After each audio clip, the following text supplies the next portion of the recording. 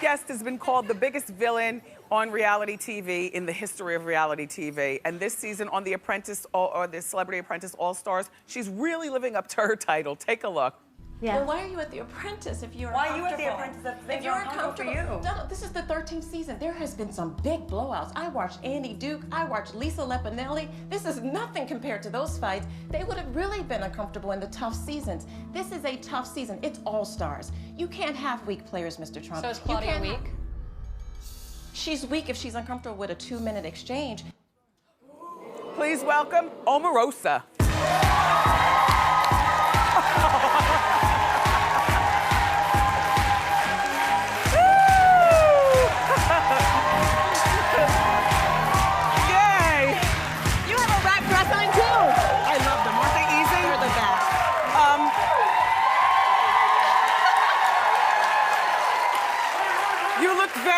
Angelic. You have on a wrap dress too, Wendy. They're good for every woman. So first of all, I love that you're back on Celebrity Apprentice also. I love that. I'm glad to be back. Yes. Glad to be back. And I was there from the beginning. I know. The first season. We shot it in the fall of 2003. It's been a decade of The Apprentice. It's been 10 years. Oh my gosh. I know.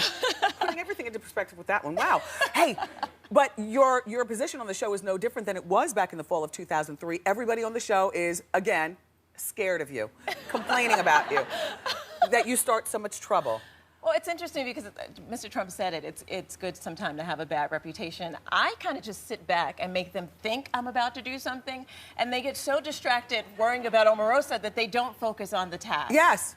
Well, you know, one of the things that I was talking with Mark McGrath particularly, you know, he was on also, everybody, but we were both saying that, you know, the key to being on Celebrity Apprentice or Apprentice period is to have rich friends to call for money. Absolutely. But in thinking about your position on the show, no, you've never won, but yet you are the biggest star of the show. And do you have a pool of rich friends to call? Well, listen, I'm not going to ask my friends to pay $25,000 for a meatball. I'd rather them write a $25,000 check to the Sue Duncan Children's Center.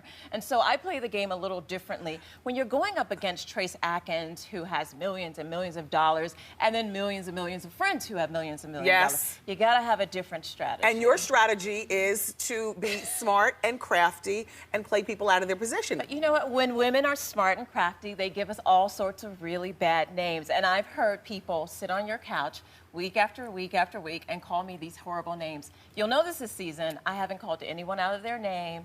I haven't pointed out their little shortcomings. I haven't pointed out...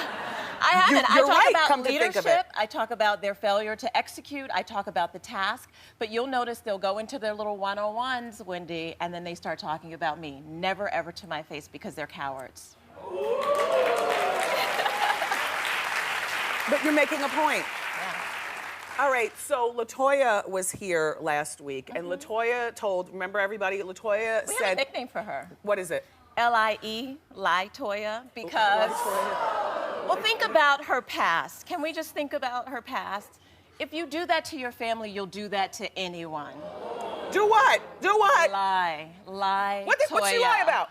What's she lie about? Let's get into the tea. What's going on?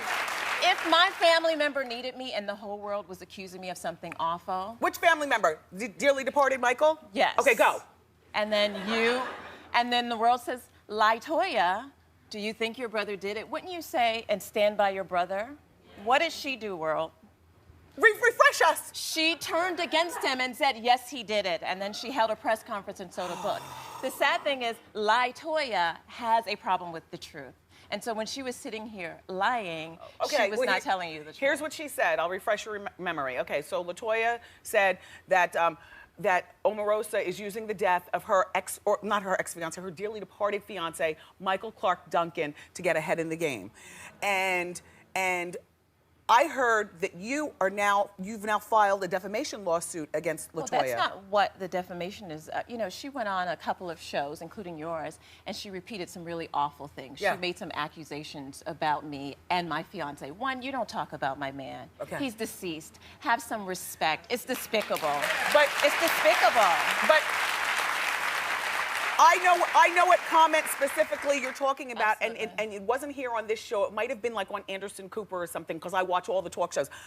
She repeated it Repeated. again and again. You tell what it so was. So I even don't if wanna my attorneys were sitting back and they're looking like, is she bright? No, she's not. The thing about the plug. The thing about the plug. Who says that? I mean, it's despicable. I won't repeat it because, one, I love my man. Okay. And everybody knows I fought to save him. Yeah. I fought that night when I lost him. And because of the things that I did, he was able to. Can I repeat it Please. for the purpose? Okay. LaToya said that Omarosa probably pulled the plug, probably was the one that killed him. And, She did. And is that the reason for the defamation lawsuit? Absolutely. Okay. Don't attack my man. Don't attack my character. Okay. And have some respect for the deceased. I mean, this woman is insane, and she's going to have to be accountable for what she said. Omarosa and the gang started filming Celebrity Apprentice only 5 weeks after Michael Clark Duncan passed away, number one. And then the other thing is that, you know, Omarosa, there's no accounting for, I guess, how people handle their own grief. Well, you know, I lost my brother a year before ago. I lost I'm sorry to hear Michael. about that also. And I miss him. I love him. And he was just an incredible person. Yeah. But when he was killed, I stayed in the bed for 2.5 months.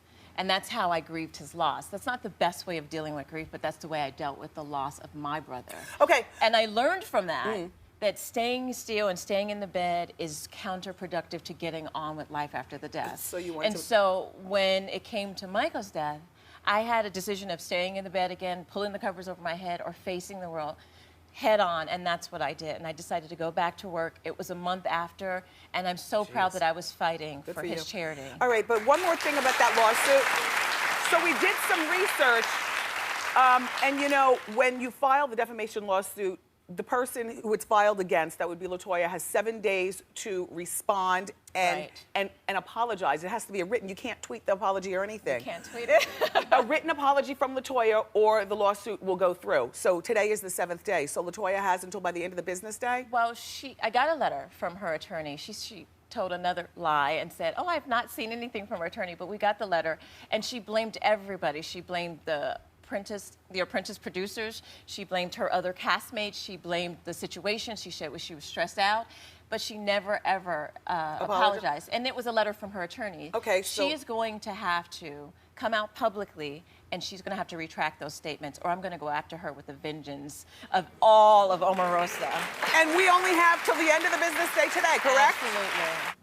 Omarosa, it's been 6 months since your fiance, Michael Clark Duncan, passed away untimely.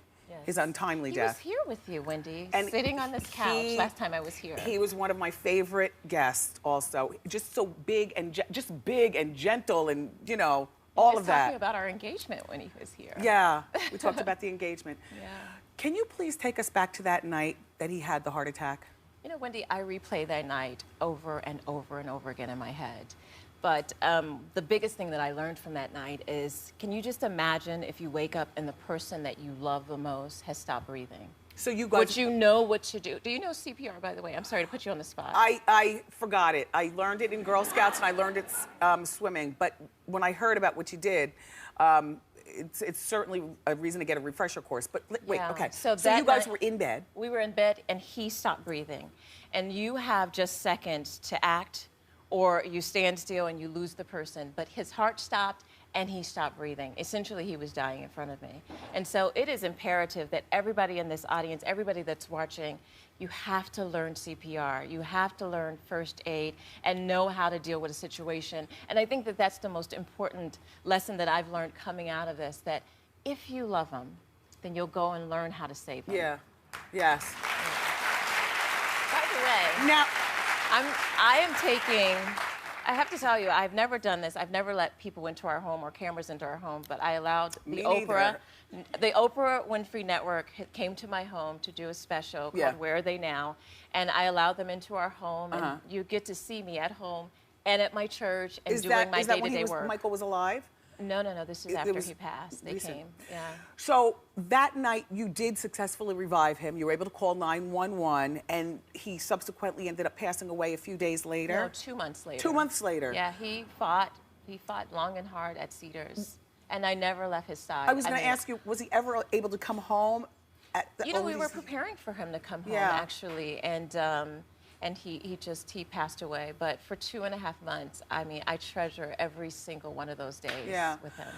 Now, did he take care of you in in his will? You are all there's in no the business. look, you guys, there's no nice way of asking this, but I can't believe this you're comes asking this this, comes from a Wendy. good place. But did he take care of you? Let me just tell you that Michael was just the most incredible, generous soul. And probably the most shocking aspect of this is that he did want to make sure that I was cared for. So the answer very, is very yes. well. If you don't ask the questions, you're not going to get the answers. It's not in good taste for me to talk about that, particularly since, you know, he has passed away. I would rather have him than anything. Of course. Well, that goes without saying. Yeah. So I want to thank you for coming by. Wait, before you go, I've got to shout out my church. Oh, go ahead. I'm assistant pastor at Weller Street Missionary Baptist Church. KW Toulis is the pastor, and they're watching at home in Los Angeles. How you doing, church?